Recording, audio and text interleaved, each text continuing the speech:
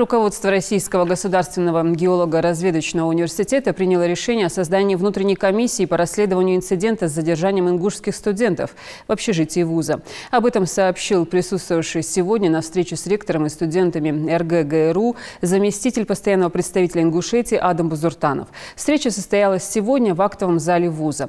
Присутствовал ректор вуза Вадим Касьянов, проректор по воспитательной работе, помощник ректора по безопасности.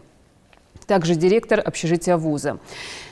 Во встрече приняли участие сенаторы от Ингушетии Муса Ачилиев и Билан Хамчиев, представители постоянного представительства Ингушетии, заместитель постпреда региона Адам Бузуртанов, сотрудники отдела молодежной политики постпредства, полномочный представитель Ингушетии в Краснодарском крае Ахмедхан Беков, а также задержанные накануне студенты и другие учащиеся.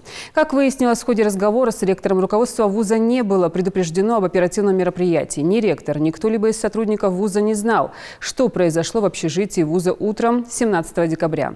В настоящее время со стороны руководства РГГРУ сделан запрос в правоохранительные органы с целью выяснить истинную причину произошедшего и дать оценку действиям силовиков.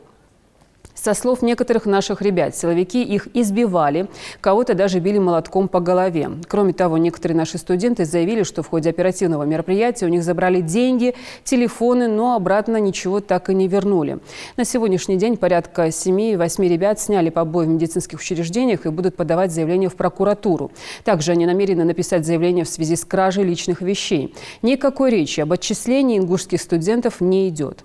По итогам встречи принято совместное решение о том, что вуз и постпредство Ингушетии усилят взаимодействие в области контроля за успеваемостью и дисциплиной студентов из Ингушетии, чтобы исключить возможные инциденты в будущем.